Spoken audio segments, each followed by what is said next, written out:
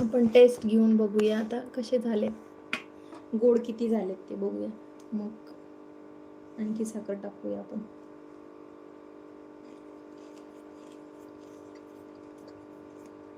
थोडी साखर टाकूया आपण, आणखी टेस्टी लागतील.